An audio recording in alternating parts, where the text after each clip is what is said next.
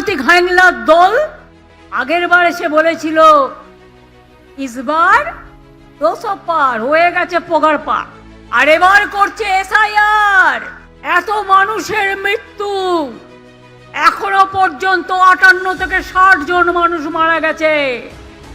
গতকালও পুরুলিয়ায় একজন বৃদ্ধ মানুষ, তাকে ডেকে পাঠানো হয়েছে।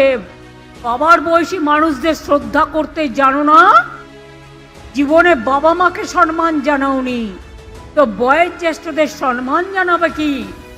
আজকে 60 বছরের লোককে ডেকে পাঠাচ্ছ, 70 বছরের লোককে ডেকে পাঠাচ্ছ, 75 বছরের লোককে ডেকে পাঠাচ্ছ, 80 বছরের লোককে ডেকে পাঠাচ্ছ, 96 বছরের লোককে ডেকে পাঠাচ্ছ।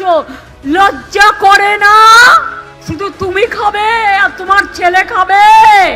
আর আদিবাসী তপশিলীদের বাড়িতে গিয়ে হোটেলের থালা পেতে খেয়ে বললেন আমি তপশিলীর বাড়িতে খাচ্ছি। আর আজ নমশূদ্রদের নাম বাদ, মতুয়াদের নাম বাদ, রাজবংশীদের নাম বাদ, হিন্দুদের নাম বাদ, সংখ্যালঘুদের নাম বাদ। বলতে পারেন পুরুলিয়ার ভদ্রলোকের কি দোষ ছিল? বলতে পারেন কালকে তাকে ডেকে নিয়ে গেছেন, সেই দুঃখে আত্মভিমানে মানুষটি কালকে মারা গেছেন।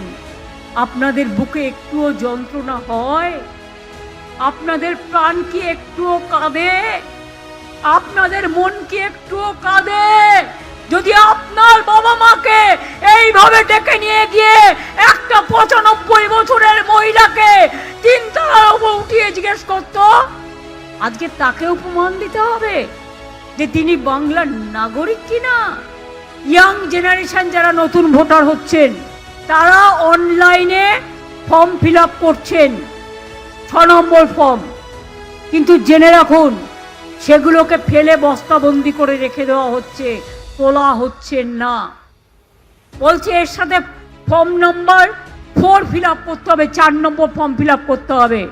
নজর রাখবেন, নতুন ভোটাররা টার্গেট করেছে বয়োজ্যেষ্ঠদের, টার্গেট করেছে নবপ্রজন্মকে, টার্গেট করেছে আদিবাসীদের, টার্গেট করেছে তপশিলীদের, টার্গেট করেছে হিন্দু থেকে মুসলমান সবাইকে।